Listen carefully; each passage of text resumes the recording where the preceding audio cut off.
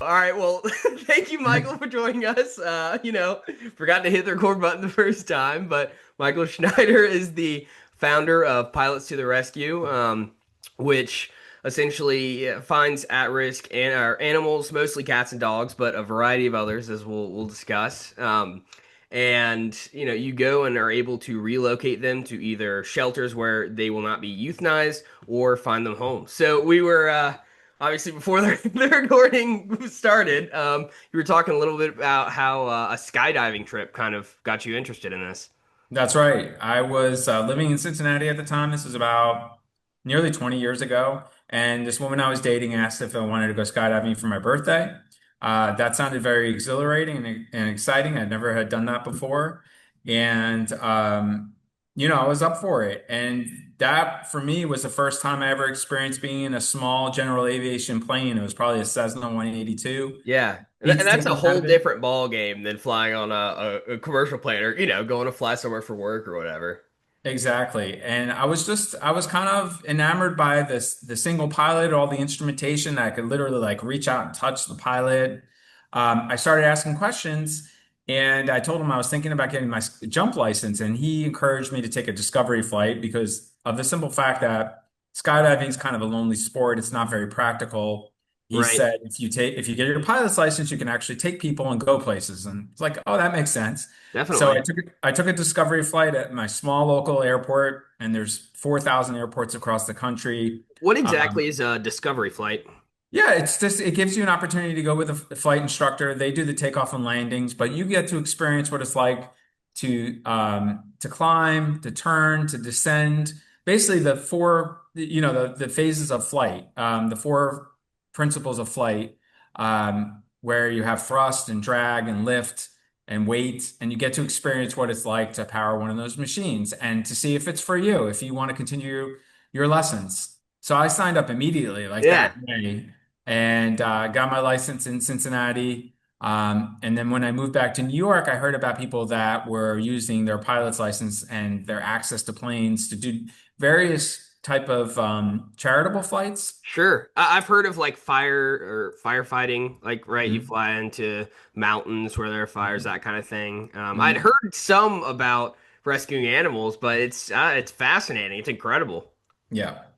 So there are a lot of charitable types of flights where you can transport people that are terminally ill so they get treated. You can transport organs and blood.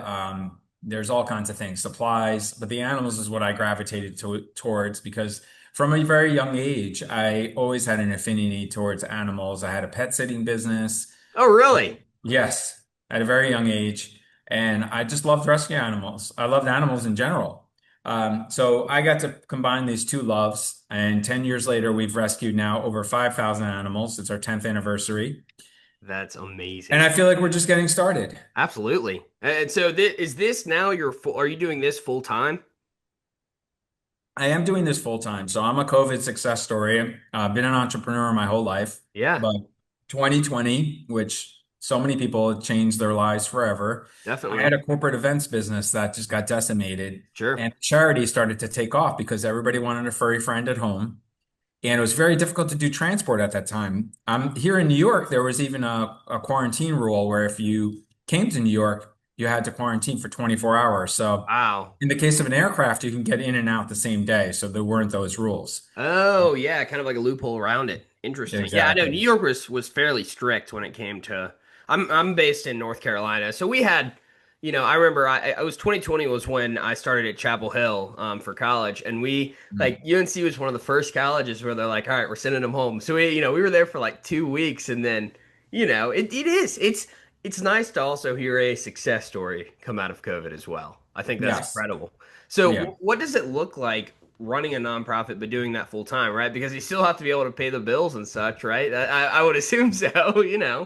Yeah. So the tricky part about running a nonprofit is you really have certain parameters that you need to keep in check.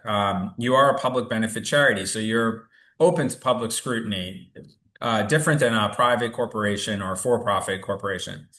Um, it is a little bit of a double-edged sword. I mean, coming for the for-profit world, you can pretty much do whatever you want. Um, There's a general consensus or connotation out there with the nonprofit world that everybody should do everything for free and 100% should go towards the mission.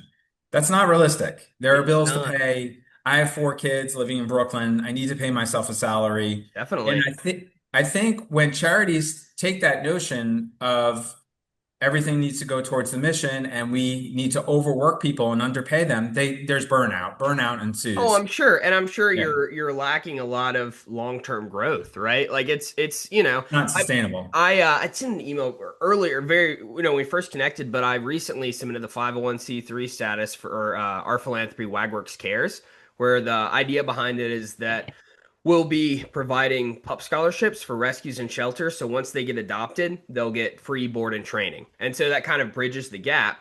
But, it's, I also run Wagworks right now, which is, pet care, house sitting, that kind of thing.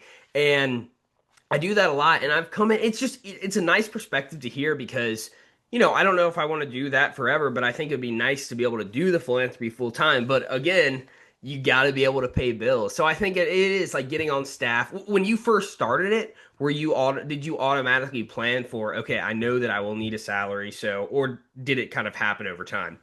No, this was a passion project. It was a side hustle, pet project, call it what you will. But for the first, um, I think the first 5 years I ran this organization, I didn't pay myself a dime. Wow. So you were working then another job at the same time? Yeah, I had my business, my corporate events business. Okay, so that was before, and then COVID hit. I gotcha. Yeah. But you know how they have this saying, like, if you do not put your 100% of your effort into your passion and what you love, you're really doing yourself a disservice. And this was always pulling at me. It was always pulling at me. I thought of it as like a retirement thing, like, oh, I'll do it when I retire. Right. Um, but it was the best decision I ever made, best choice I ever made. It's not just for me, but also for the charity. We've grown it so much. So now it's getting my full attention. I'm not making as much as I would like to, but I make up for it in fulfillment.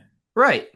That's Whereas I didn't really get that kind of fulfillment from my previous business. I oh, mean, 100%. running corporate events, you're not saving lives, you're not changing lives. Right. And I think So like jobs like that are still definitely important. They're necessary, but I'm very glad to hear that you were like because people, you're right, retirement, they're like, okay, well, I'm gonna get this beach house and I retire. I'm gonna do, whatever their passion is, but being able to just be like, hey, let's figure out a way to make this happen now. I mean, you sense the joy through the screen, of what you're able to accomplish, and that's incredible.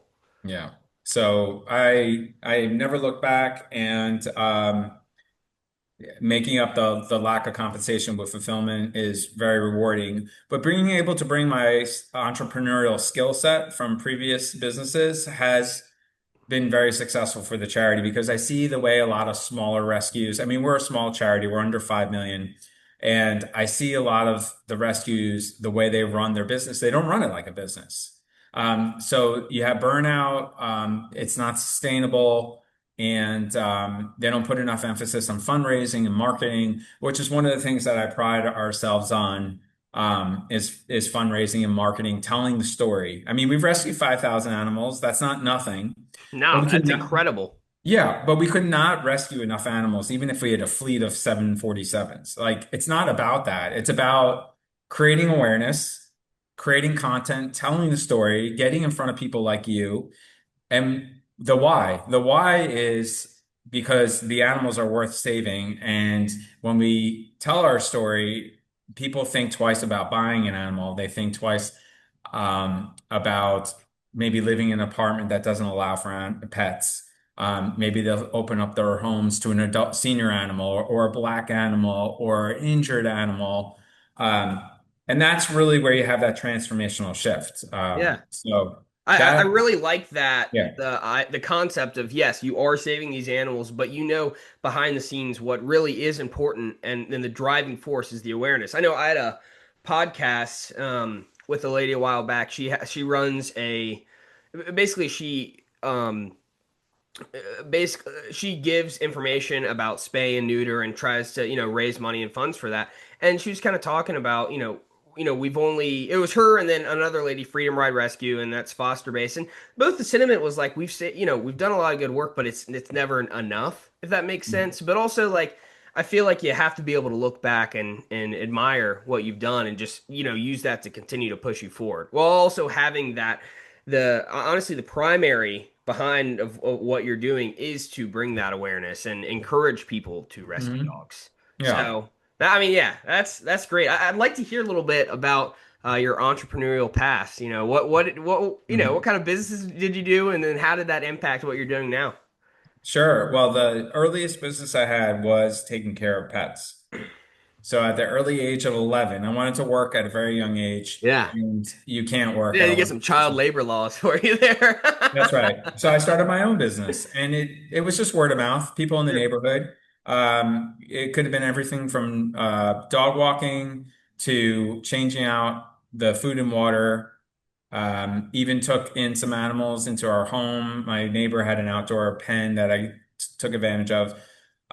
So that was the early connection with animals. And then I when I was 13, I worked at a state public park as a garbage boy. Wow, Um, yeah. Literally emptied garbage at a park. People threw garbage at me. I wore garbage bags No. as a uniform. Yeah, the lowest of low jobs that you could have. Sure.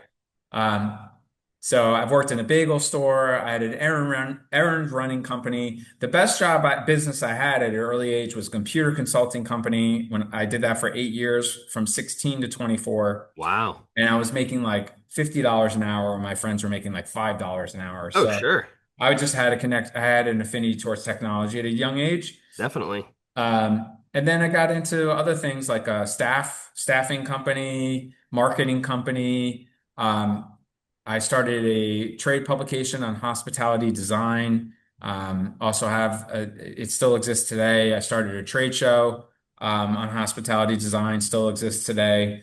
And then really the events is where I really had an interest. But all that helped me in running this charity.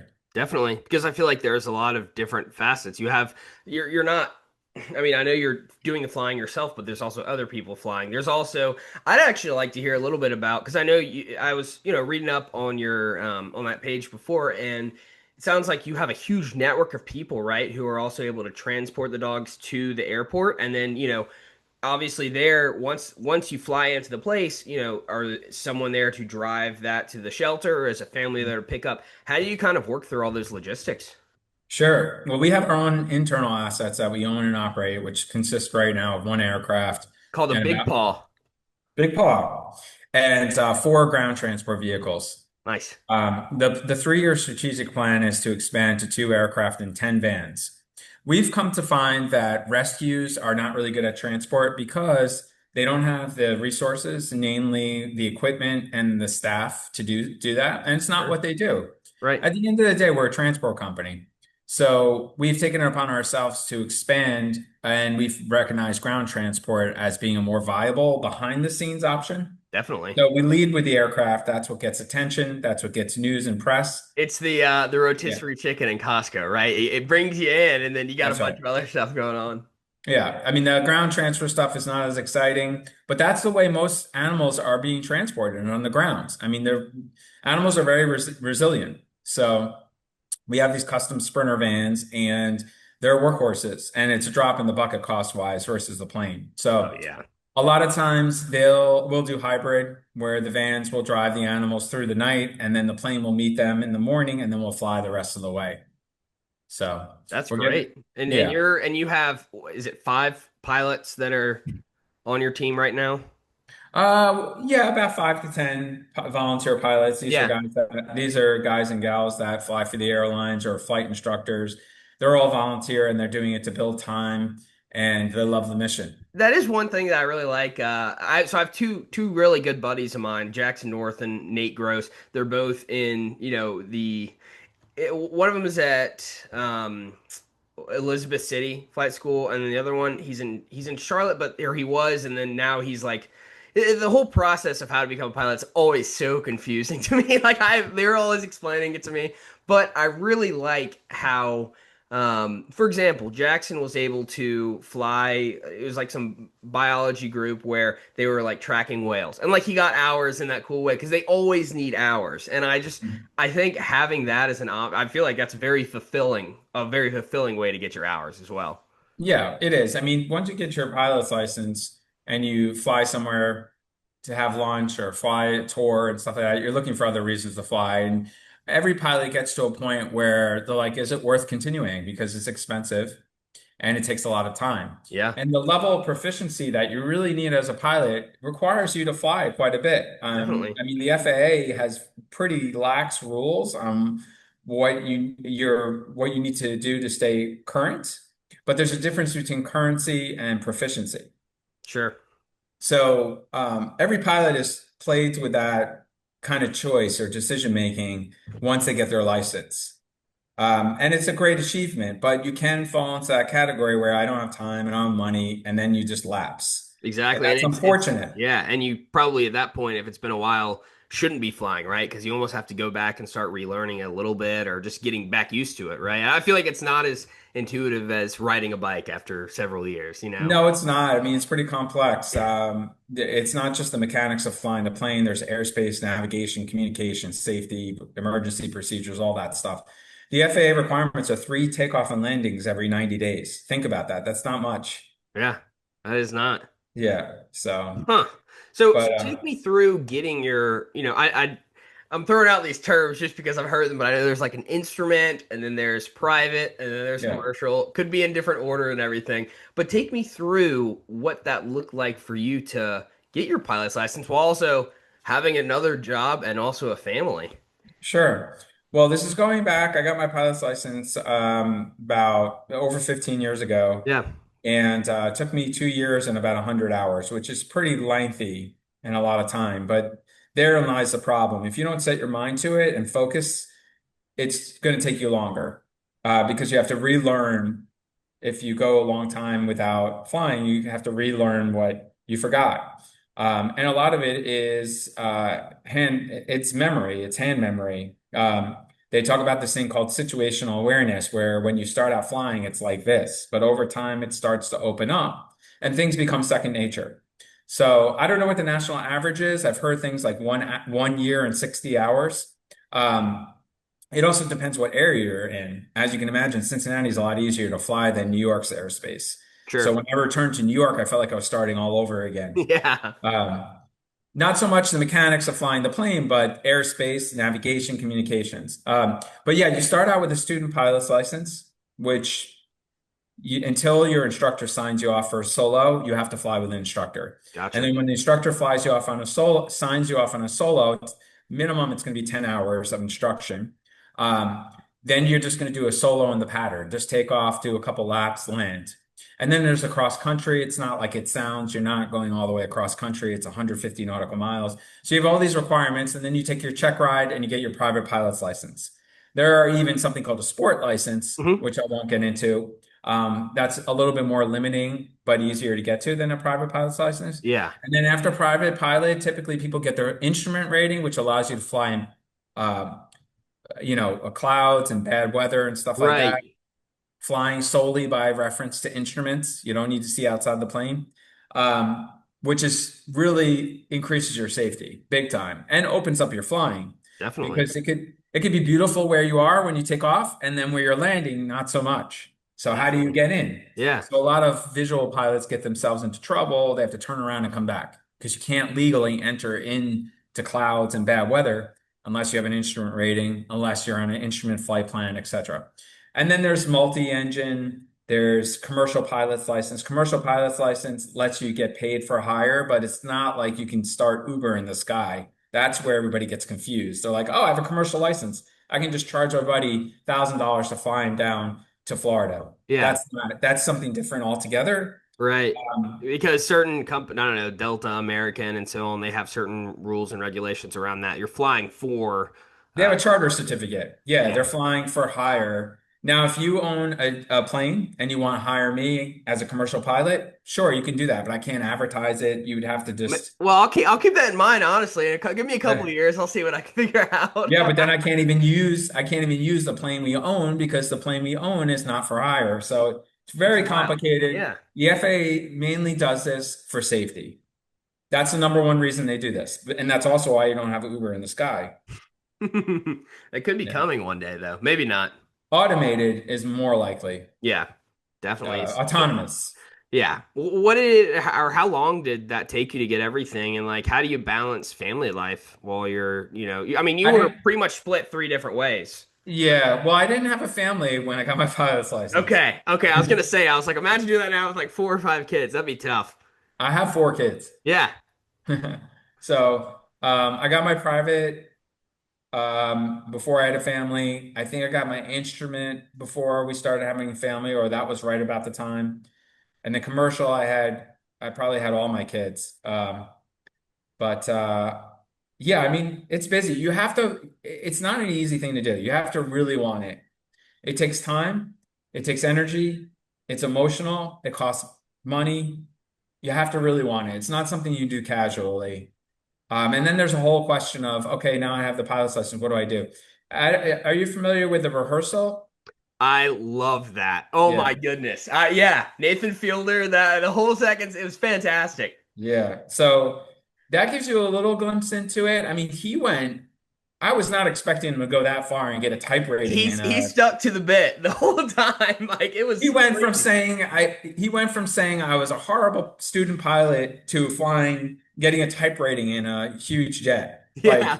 I was like, And what it was happened so in between? right. And he had to he had all those little loopholes as well, where it's like, well, you can come on if you volunteer. Like it's kind of like you're saying. It was a really interesting look into. And I also thought quite interesting how like there's a lot of mental health related things like you can't I don't know the exact thing like you can't be on medication or like there's no therapy while you're doing that, which I'm curious to hear your thoughts on that because it's not like you said, it's not like flying for Delta or American, but even as a pilot, you still are those regulations still there? There are. I do think the FAA has responded to some of these things because they've noticed that people don't disclose certain things out of fear of being reprimanded or losing their certificate. So they recognize that. I mean, there's countless examples. I remember some JetBlue pilot who went crazy. Obviously, you have a lot of drug and alcohol abuse that goes undetected. Yep. There is something about being a pilot. I'm not going to say adrenaline junkie, but thrill seeker mentality. I mean, I don't drink or do drugs anymore, but I've had my problems in the past Sure. before I got my pilot's license. I think there is a correlation there. It's almost Um, like a replacement. yeah, and I don't think the rules should be as strict as they are because of the simple fact that people have fear of disclosing things. Yeah, I agree, and that causes issues, like you It said, does. like people, and I don't know, it's tricky, right? Like I think, okay, if I'm on a plane and I knew that the guy or girl flying the plane, if I knew that they went to therapy, that personally to me wouldn't bother me one bit because I go to therapy, right? Like I think in my generation, Gen Z, I think that therapy, mental health is starting to be talked about a lot more. But I'm Mhm. interested to see how like the FAA incorporates that into because a lot of people would not be comfortable with that, right? Hey, they know that this pilot takes sertraline or they do, that kind of thing. I'm not sure, I'm kind of curious to hear your thoughts on that because I feel like the show with Nathan Fielder kind of brought some attention to it It did bring some attention to it, and kudos to him for tackling such a controversial subject. and Um, making it comedic. yeah, well, and that also therein lies the issue because not a lot of people took it seriously, but I do think people paid attention to it. Now the timing of it is difficult because the FAA is under-resourced, um, and I just think that they only have so much of a bandwidth. And these issues are extremely complex. But mental health in general is an overlooked, epidemic in this country. It Yeah, is. And it does, whether it's aviation or it could be operating heavy equipment, it could be everyday driving. People, driving is probably the most dangerous thing people do every day. And in the rehearsal, remember he talked about that Uber driver who's like distracted driving. I mean, we've all done it. It's very dangerous. They've said it's like similar to drunk driving. Even fatigue driving is like drunk driving. Way more people die in car accidents than plane accidents. So I don't know if aviation is necessarily the place to focus with mental health. It's true, the everyday things we do true. and the stigma that's associated with saying, hey, I need help, I need therapy, I need drugs, even if temporarily. Definitely. So that's really where the focus needs to be. If the aviation is just a very niche thing. I don't know Right. if Yeah, you and I know. think it's people will bring attention, like it's brought attention has been brought to it via that show, Sure. but just I've, talked to other people about it. I've, like I said, I have buddies going through becoming a pilot right now, but it's definitely interesting. You're right, because it is niche. It's but people know about it because it's the same idea that you guys are pilots to the rescue, and that has that flash to it, right? You have a plane, and so people are like, well, if I want to be a pilot, but then you're right. You're right. It is a national epidemic. And there's no simple answer to everything. No. It's not. But I mean, I think it's kind of taking care of yourself and the people around you as well. And I Yeah. mean, Pilots to the Rescue has just been so fantastic. I remember reading on that page as well. Like, not only are you impacting these animals, but you're changing human lives too.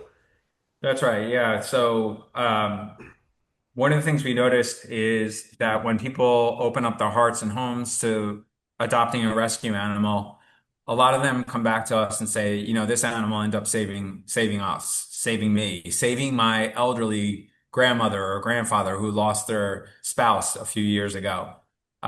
The elderly population, talk about epidemics. We have a loneliness epidemic in this country. Oh And yeah. the way that we approach long-term healthcare is horrible. I lost my mother a couple of years ago, and I'm sorry to hear that. yeah, and she was absolutely lonely. So we speak to countless donors in their 80s, 90s, and one of the things we ask them is someone looking after you, and a lot of them say people don't visit me like they used to, and they're all alone. So animals can fill that void.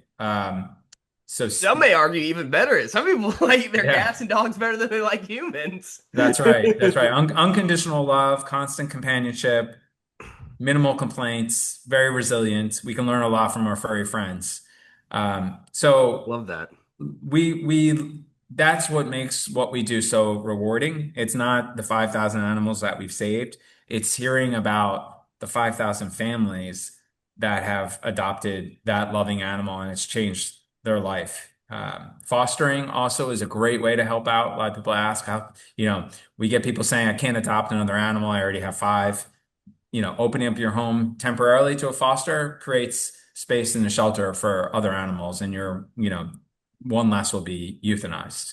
So So, definitely, kind of a bigger picture question. yeah. I've been fortunate enough to talk to various different nonprofits, and the amount of rescues and euthanasia. And North Carolina is the second highest level of euthanizations, compared to all the other states.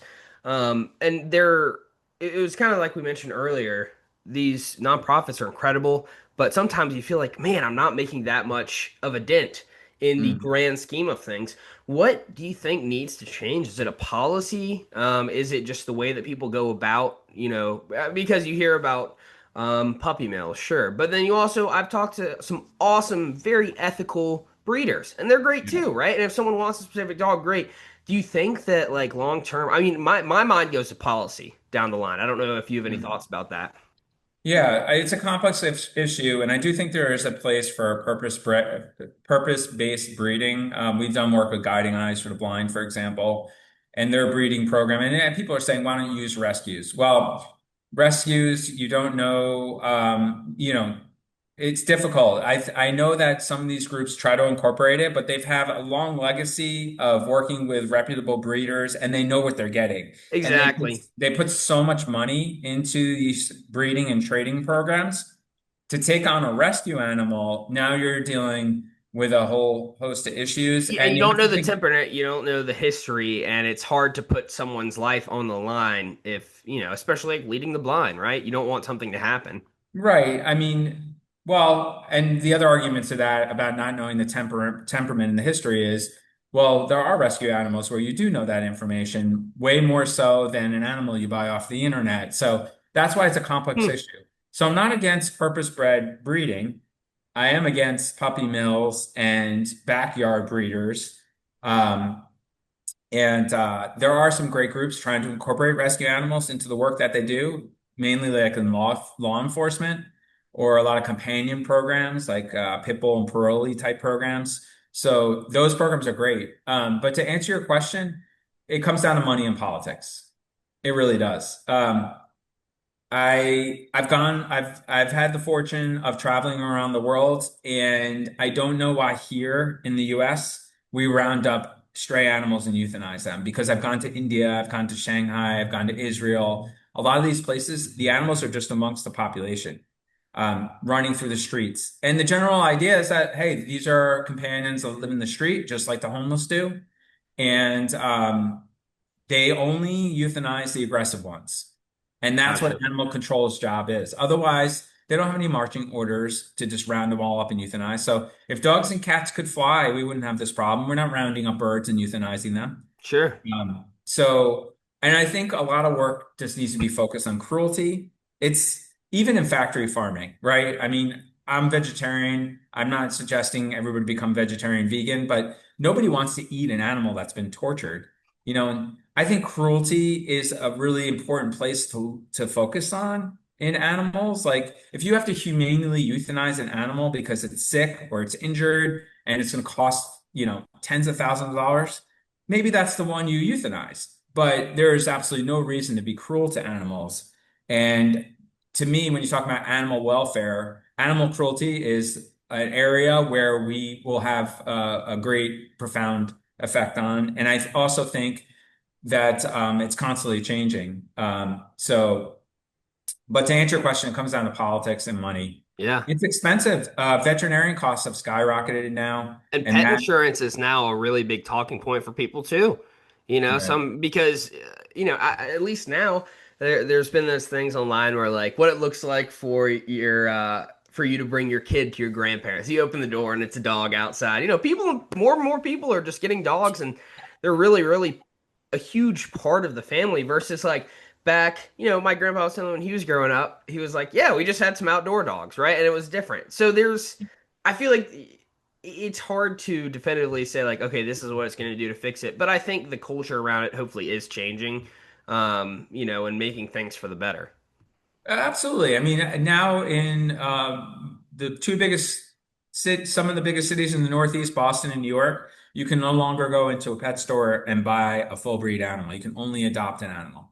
So Wow. those were game-changing um, policies. So, and I think also in New York, they now changed some laws to treat animals like members of the family.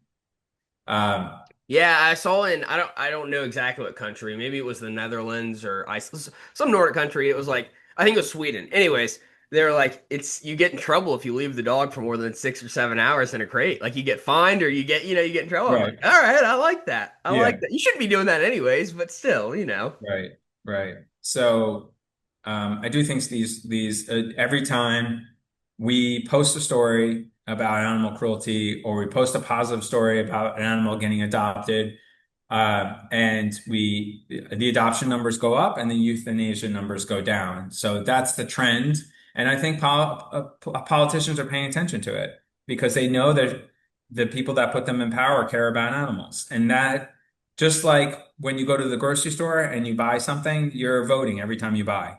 So when you go and adopt an animal, you're voting for another life. Definitely. And I think too, like pets are fairly apolitical, you would think, right? Like it's a pretty general consistency that you need to treat your dogs and cats and other animals very well. Right. And people follow that. So, anyways, we just have a couple minutes left. Yeah. So, if you wanted to leave off on what's next for you guys, what does the next couple of years look like, and any final points you want to make? Sure. Well, here at Pilots to Rescue, we do have a 3-year strategic plan to expand our air and ground rescue efforts. So the next couple of years, we plan on expanding our ground fleet to 10 vehicles. We're adding an additional aircraft, so we'll be more of Big Paw a 2.0. That's right, more of a nationwide effort. A lot of people ask how they can get involved. Of course, we need donations, but you can also share one of our posts on social media. And I always encourage people to go down to their local shelter. They can use your help, even if you're just checking on an animal for giving it some temporary love, fostering. They need your help. They're overcrowded, they're short-staffed, and these animals want love. And that's all they're asking for. So.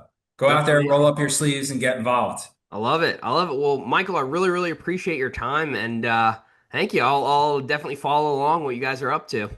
Thank you, Richmond.